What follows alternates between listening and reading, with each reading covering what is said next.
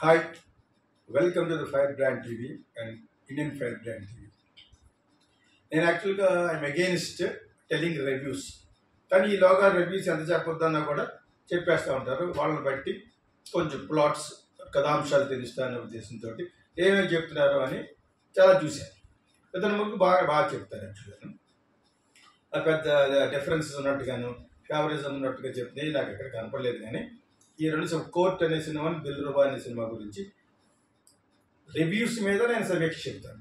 నేను ఎప్పుడు చెప్తాను రివ్యూ అంటే ఇంకొక 2-3 రోజులు పోయేటప్పటికి ఒక 5 days అవుతుంది కాబట్టి అప్పుడు చూసి నా గీతా కృష్ణ ఫిలిం స్కూల్లో చదువుకున్న వ్యక్తుల గురించి అండ్ ఆల్సో సినిమా అంటే ఇష్టమైన ఫిలిం బఫ్స్ గురించి, అందులో లోటుపాట్ల గురించి చెప్తాను. కంటెల గురించి కూడా అలా చెప్పాను.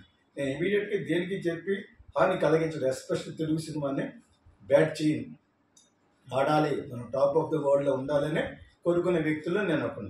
ఇప్పుడు దాని ప్రొడ్యూసర్గా చేరడం అనేది ఒక congratulation to him and also is settled, is in a hit అని చెప్పుకోవాలి. బికాజ్ ఈ సినిమా బాగుందట. యాక్చువల్గా it's like Pavan Kalyan Pink అనే సినిమాని కొన్ని తీశారు.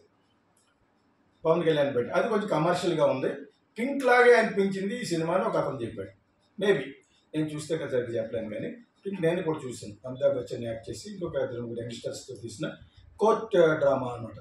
సో ఆ కోర్ట్ డ్రామా అనేది జనాలు మనోళ్ళు అనుకోకుండా హిట్ అనే సినిమా కూడా వస్తుంది. అతను Part 3 Part 2 ఈ సినిమా బాగోకపోతే ఆ సినిమా కూడా చూడొద్దని అతను ఏదో ఒక వాగ్దానం చేసి అంత కాన్ఫిడెంట్ అతను కలిగిద్ది అనమాట. అతను తీసిన సినిమాయే కాబట్టి I congratulate entire team and director and also అందులో యాక్ట్ చేసిన ఆర్టిస్టులు. చాలా కాలం తర్వాత మళ్ళీ కొంతకాలం పొలిటికల్గాను, కొంతకాలం యూట్యూబ్లోను అక్కడెక్కడ మాట్లాడిన శివాజీ కూడా మంచి యాక్టర్ అతను యాక్చువల్గా. సో అతను నా ఫ్రెండ్ మిస్సమ్మ తీసిన నీలకంఠ సినిమాలో యాక్ట్ చేసినప్పుడు కూడా అనుకున్నాను అతని సినిమాలు అన్నీ కూడా బాగుంటాయి. అసలు యాంకర్ టర్న్ యాక్టర్ అతను మధ్యలోనే ఎందుకు వదిలేశాడా అని అనిపించేది. ఇప్పుడు యాంకర్ టర్న్ ఒక శివకార్తికేయన్ 30-40 కోట్లు తీసుకున్నాడు. ఇతను కూడా వదలకుండా ఉంటే చాలా మంచి స్టార్ అయిపోయి ఉండేవాడు.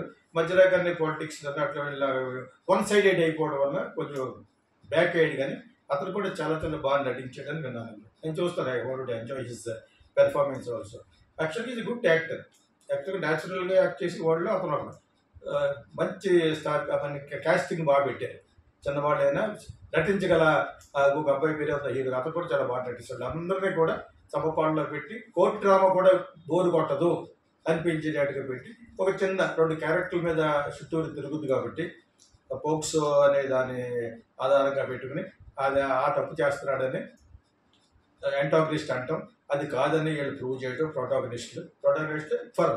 సో దానికి ఒక చిన్న యంగ్ పేరు పెట్టారు. వాళ్ళు కూడా బాగున్నారు. ఒకే ఒక సాంగ్ ఉన్నట్టుంది. It's good. ఇది నేను విన్నది ఇది యాక్చువల్గా. So I wish that film do block buster also. ఇక కిరణ్ అబ్బవరం యాక్ట్ చేసిన నాకు కొన్ని దాన్ని నచ్చలేదు, కానీ అతను యాక్టర్గా స్టార్ లెవెల్కి ఎదిగాడు అనిపించిన సినిమా అది కొంచెం రొటీన్గా ఉంది, కన్స్ట్రెయిన్గా ఉందంటే తెలుగులో ఫోర్స్డ్గా ఉందన్నమాట.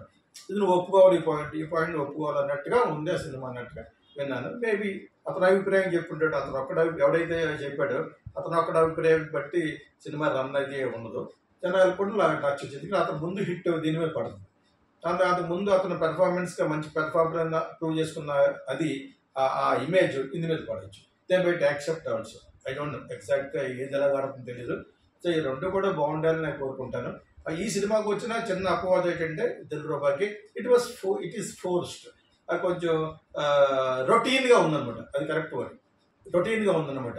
అది రొటీనే. పింక్ అనే సినిమాని కాపీ కొట్టారంటే రొటీన్. కాపీ యంగ్స్టర్స్ తీసి కోర్ట్ డ్రామా అనేది కొంచెం బాగా నడిపించగలిగాడు director and rest of the writers. అన్నీ అతను అయితే I should congratulate this also.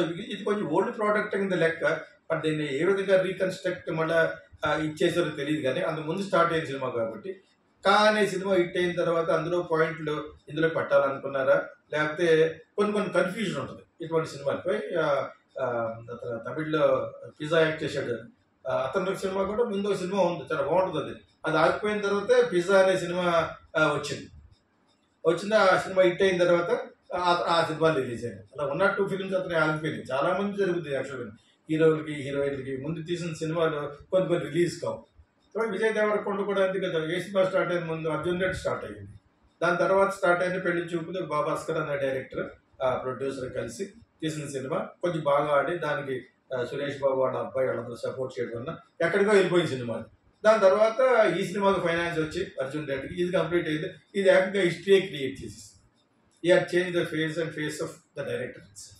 So అంటే ఇలా జరుగుతూ ఉంటాయి జనరల్గాను. కాబట్టి ఈ సినిమాకి రొటీన్ అని వచ్చింది, రొటీన్గా ఉంది సినిమా అని వచ్చింది. దానికి వచ్చి అది కూడా పింక్ సినిమా కాపీ దాని నుంచి తీసుకున్నా కూడా ఇట్ ఇస్ లిటిల్ రిఫ్రెషింగ్గా ఉన్నట్టుగా నేను చదివిన రివ్యూస్ నేను చూస్తాను రేపు ఎల్లుండో చూసిన తర్వాత.